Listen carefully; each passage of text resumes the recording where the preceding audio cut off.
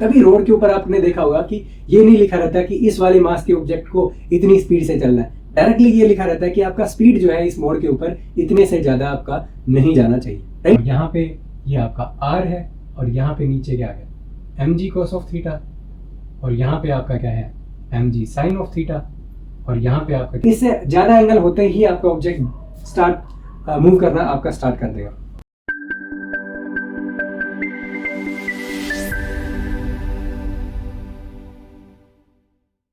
Hello everyone, welcome to the YouTube channel. This is Deepak Marwal.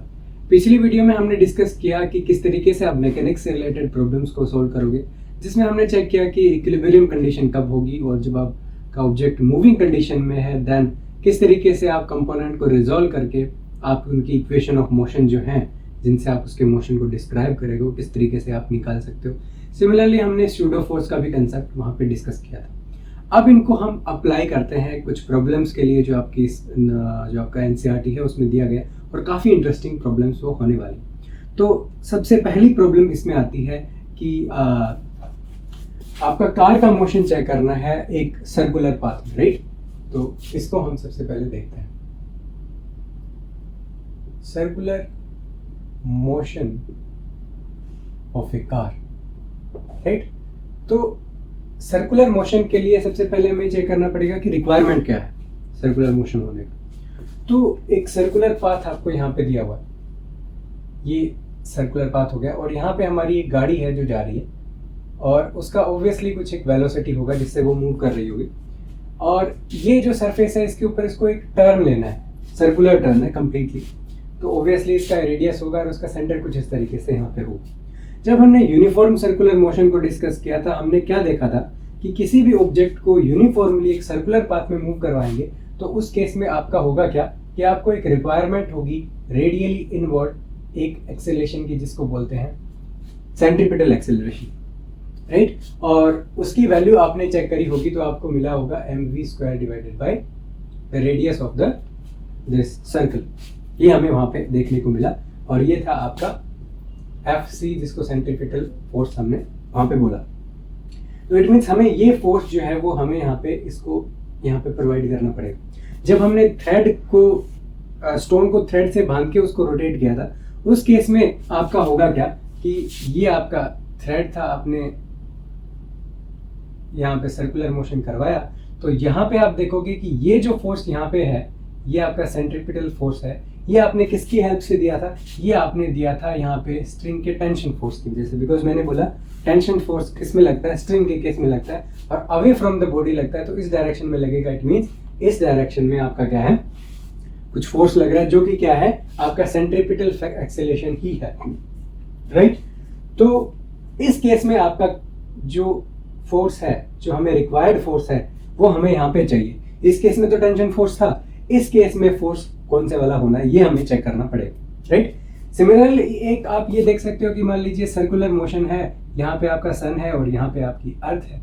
तो इस case में ये जो फोर्स लग रहा था, एक्सेलरेशन फोर्स जो आपका इनवर्ड डायरेक्शन में सेंट्रीपिटल फोर्स लग रहा था, वो आपका फोर्स कौन सा था? F ग्रेविटेशन फोर्स लग रहा था, राइट। ग्रेविटेशनल फोर्स था, दोनों के बीच में अट्रैक्टिव फोर्स था, दैट्स व्हाई ये एक सर्कुलर मोशन वहां पे कर रहा था, ऑर्बिटल मोशन, राइट। इस केस में भी हमें एक फोर्स की जरूरत पड़ेगी, राइट। तो ये जो रोड है इसको क्या होना पड़ेगा, एक इसका कुछ फ्रिक्शन रिक्वायरमेंट होना पड़ेगा, राइट। किस तरीके से? अगर इस रोड के ऊपर फ्रिक्शन है तो क्या होगा, और फ्रिक्शन नहीं है तो क्या होगा, ये आपको पता होना चाहिए। मान लीजिए इसके ऊपर कोई फ्रिक्शन नहीं है, राइट। हमें सर्कुलर में मूव कराने के लिए हमें इस डायरेक्शन में फोर्स की रिक्वायरमेंट है, कोई फ्रिक्शन नहीं है, तो आपका ऑब्जेक्ट क्या करेगा, यूं करके डायरेक्ट स्ट्रेट पाथ में निकल जाएगा, राइट। बिकॉज कोई यहाँ पे फोर्स है ही नहीं इस डायरेक्शन में जो इसको सर्कुलर पाथ में बेंड कर पाए, राइट। जब इसका फ्रिक्शन अगर सरफेस पे है देन उस केस में होगा क्या कि ये जो ऑब्जेक्ट है, जब हम इस ऑब्जेक्ट को मूव करवाएंगे इस डायरेक्शन में, तो आप देखोगे क्या कि ये जो सरफेस है ना, ये आपका कार था, और ये आपकी जो सरफेस है जिसके ऊपर आपको क्या करना है, सर्कुलर टर्न लेना है। ये सर्कुलर टर्न आपको यू टर्न लेना है, राइट। तो ऑब्जेक्ट क्या होगा, आप इस डायरेक्शन में मूव करने की कोशिश करेगा, राइट। बिकॉज अगर आपको सर्कुलर में मूव कराना है तो यू मूव करना पड़ेगा, लेकिन अगर आप देखो यहाँ पे, तो ऑब्जेक्ट क्या करेगा, स्लाइड आउट करने की कोशिश करेगा ना, बिकॉज रोड तो ऐसे मूव कर रहा है, तो ऑब्जेक्ट कुछ इस तरीके से रोड से बाहर जाने की कोशिश करेगा, राइट। तो ये रोड से बाहर जाने की कोशिश कर रहा है, इट मीन्स आपको इस डायरेक्शन में एक फोर्स चाहिए, राइट, इसको बैलेंस आउट करने के लिए, राइट। तो यहाँ पे आप देख सकते हो कि ऑब्जेक्ट जो है वो लैटरल मूवमेंट ऐसे नहीं करना चाहिए। क्या नहीं करना चाहिए? लैटरल मूवमेंट नहीं करना चाहिए। ये जो सरफेस है इसके ऊपर यूं ये ऑब्जेक्ट मूव नहीं करना चाहिए, राइट। देन ओनली ये रेडियस एक फिक्स्ड रेडियस में मूव करेगा और आपका सर्कुलर मोशन जो है वो आपका कंप्लीट हो जाएगा। ये पॉसिबिलिटी आती कब है? अगर इस केस में फ्रिक्शन वाली सरफेस होगी तो उस केस में आपको पता है कि अगर आप किसी ऑब्जेक्ट को स्लाइड करने की कोशिश करते हो तो उसके ऊपर कौन सा वाला फोर्स लगेगा? स्टैटिक फ्रिक्शन लगेगा, राइट। तो यहाँ पे जो फोर्स लगेगा वो लगेगा Fs, राइट। और Fs आपको पता है, Fs की जो वैल्यू होती है वो मैक्सिमम होती है म्यू स्टैटिक और आपका जो रिएक्शन फोर्स है, राइट। अब रिएक्शन फोर्स का मतलब क्या है कि इस सरफेस के ऊपर कितना, ये जो सरफेस थी, ये जो रोड था आपका, तो इसको मैंने साइड व्यू बताया। ये टॉप व्यू है रोड का और ये साइड व्यू है कुछ इस तरीके से। तो ये आपका रोड है और ये आपका ऑब्जेक्ट है और ये आपकी सरफेस आ जाती है, राइट। तो ये जो है ये आपका नॉर्मल रिएक्शन है, नीचे की डायरेक्शन में आपका mg फोर्स लगेगा, राइट। अब ऑब्जेक्ट ऐसे तो है नहीं रोड से ऊपर या नीचे धंस जाएगा, राइट। इट मीन्स उसका ऊपर नीचे का मूवमेंट, अप डाउन मूवमेंट है नहीं। इट मीन्स ये दोनों फोर्सेज जो है वो एक दूसरे को बैलेंस आउट करेंगे। तो यहाँ से आपको देखने को क्या मिलेगा कि R will be exactly equal to mg, right. अब हमें देखना है कि बैलेंस क्या करना पड़ेगा। आपका ये जो फोर्स है, ऑब्जेक्ट यूं मूव नहीं करना चाहिए, राइट। तो यहाँ से आपको देखने को क्या मिलेगा कि आपका जो ये जो आप लगा रहे हो Fc जो लगा रहे हो, ये आपका एग्जैक्टली किसके इक्वल होना चाहिए? Fs के इक्वल होना चाहिए। या फिर आप इसको रीअरेंज करके यहाँ पे लिखिए, Fc की वैल्यू कितनी है? Fc की value I mv² divided by r, और Fs यहाँ पे देखिए ये हो गया Fs, और इसकी वैल्यू कितनी होनी चाहिए? μs इंटू r, या फिर आप इसको लिख सकते हो कि mv² divided by r, this will be something like this, so this will be mg. Now you can cancel the mass from here, right? और यहाँ से आपको वैल्यू क्या मिलती है कि v² will be, or you can write the root, right? So root will be, this will be less than equal to, this will be mu s r g, right? Now you can check this is independent of mass, right?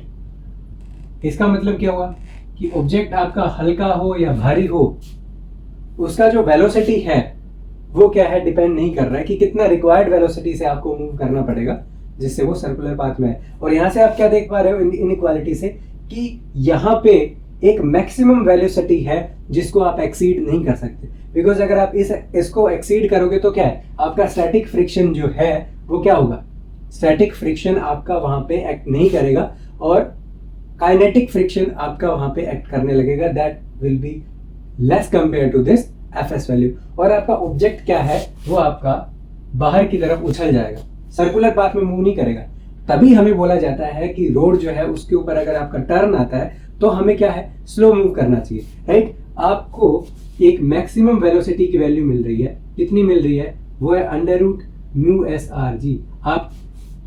आपको ये velocity की value exceed नहीं करनी है। अगर आपने ये velocity exceed करी तो आपका Fs जो है वो सडनली ड्रॉप कर जाएगा Fk में।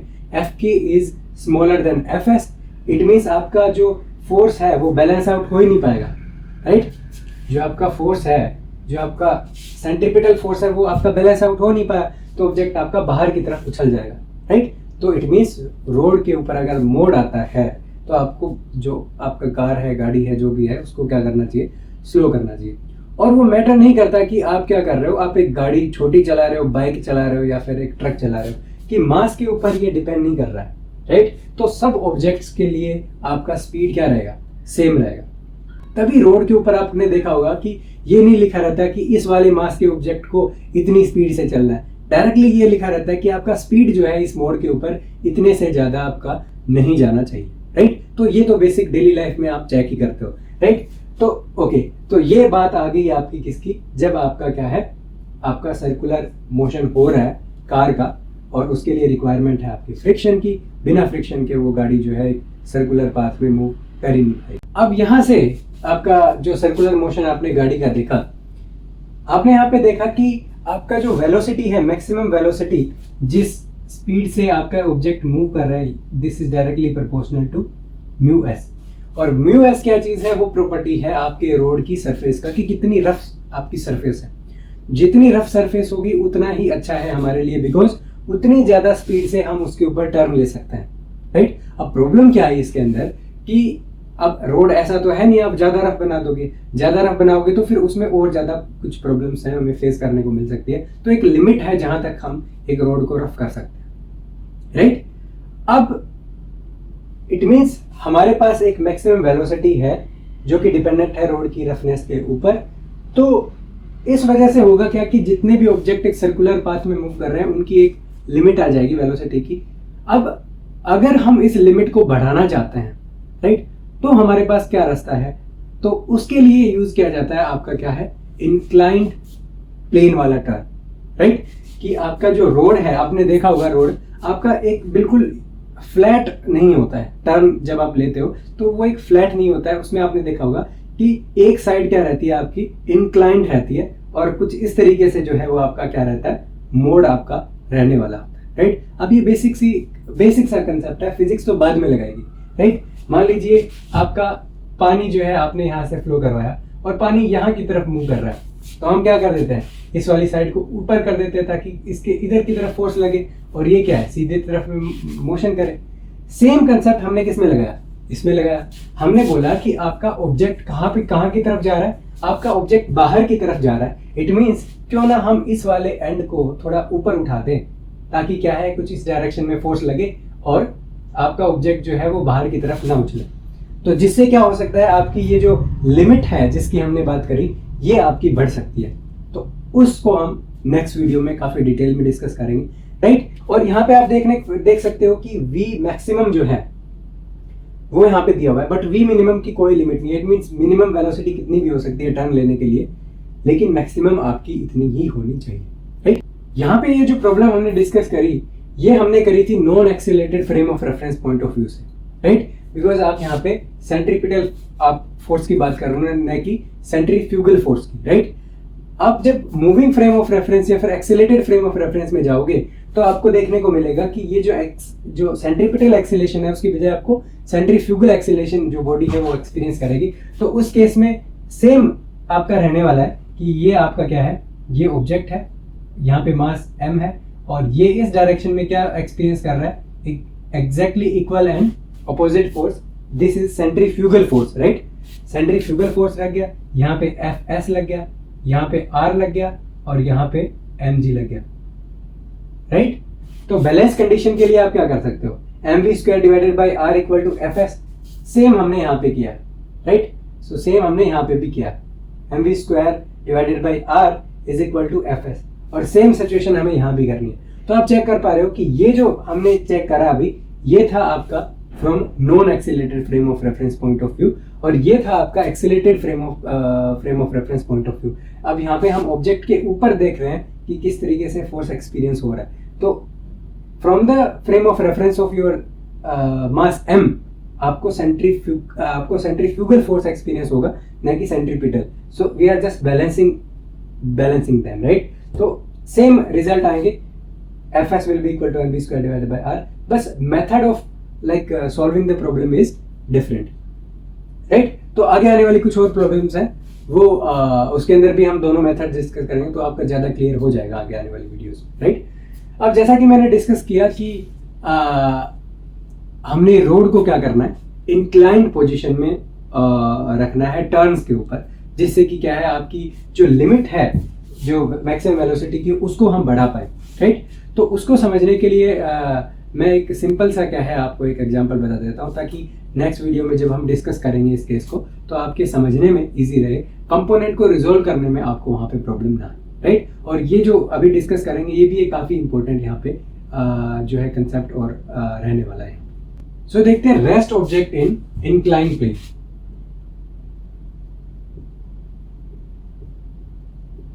On incline plane. तो यहाँ पे एज्यूम करते हैं कि हमारे पास एक इंक्लाइन प्लेन है जो कि आपका हम यूज करेंगे किसमें, इंक्लाइन रोड के टर्न में, राइट। अब यहाँ पे मान लीजिए आपका मास m है और हम क्या कह रहे हैं, रेस्ट ऑब्जेक्ट है, ये आपका रेस्ट कंडीशन में है, राइट। और ये इंक्लाइन प्लेन में क्या है, ये एंगल जो बन रहा है इंक्लाइन, ये आपका थीटा है, राइट।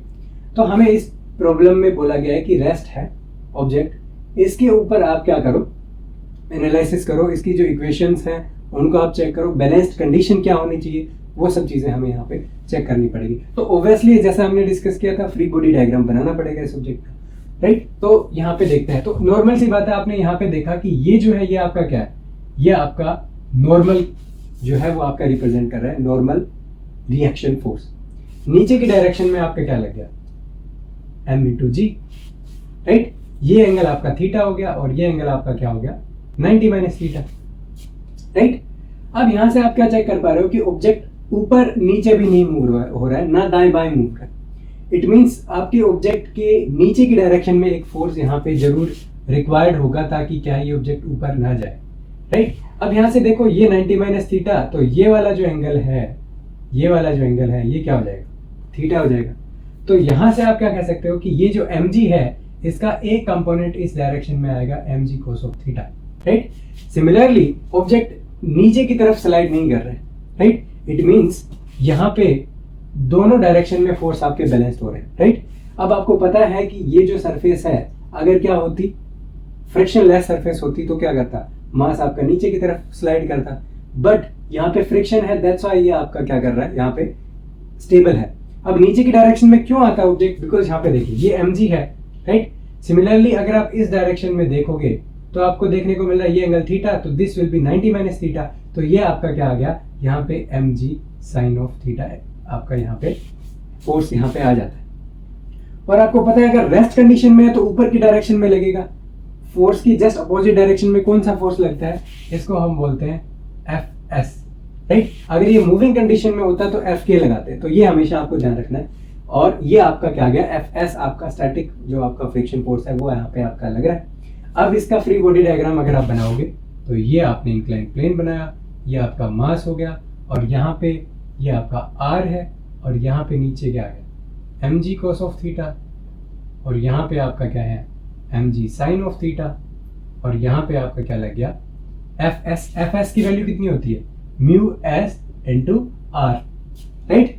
तो हम एक बार के लिए कंसिडर क्या कर रहे हैं कि ये जो कंडीशन है इसके अंदर क्या रहेगा, आपकी inequality always it will be there, right. So here also we are going to say this will be Fs will be μs and r, right। अब हमें पता है कि आपका जो मैक्सिमम फ्रिक्शन फोर्स लग सकता है that will be μs × r, right।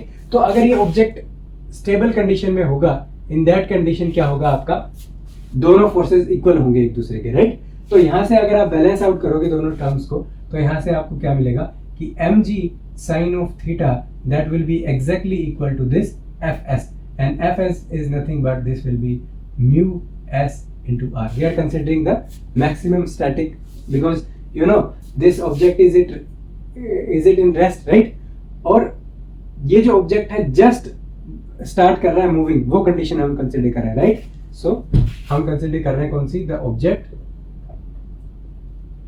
Just start to move, right. It means आपका जो Fs है ना, that is Fs maximum, otherwise तो आप Fs की वैल्यू बता ही नहीं पाओगे, because Fs is it can self adjust itself, right.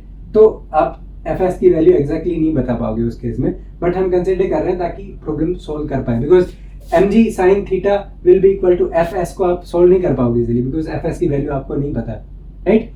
Now here you can see you are going to balance, you will balance this r will be equal to mg cos of theta, right।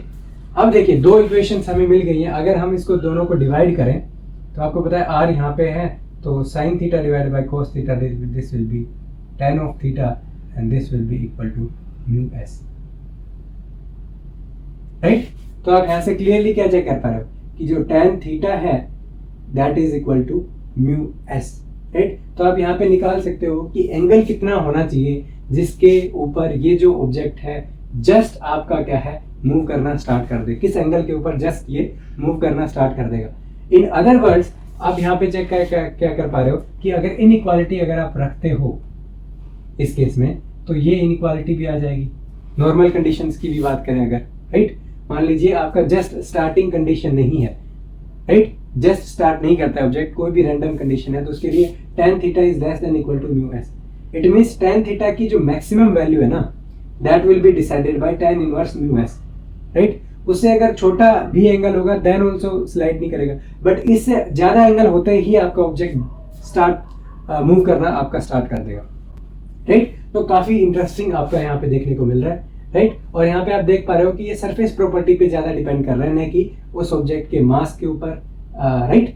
तो ये काफी interesting problem थी। आपने देखा कि किस तरीके से हम क्या करते हैं, फ्री बॉडी डायग्राम किस तरीके से बनाते हैं इसका, वेज या फिर इंक्लाइंड आपकी अगर प्रॉब्लम दी हुई हो, राइट। तो यहाँ पे हमने mg cos of theta sin theta करा ताकि फोर्सेस हैं उनको बैलेंस आउट कर पाए। अब यहाँ से आप देख क्या पा रहे हो, अगर मान लीजिए यहाँ पे फ्रिक्शन आपका 0 हो जाए, राइट, अगर आपका म्यू एस 0 हो जाए देन इस केस में आपका क्या है tan थीटा इज 0, और यहाँ से थीटा की जो पॉसिबल वैल्यू है वो एक ही वैल्यू पॉसिबल है जो कि आपका 0 degree, because theta is equal to 0 degree में इवन आपका फ्रिक्शन लेस सरफेस है उस केस में भी आपको पता है mg और ये आपका r लग गया।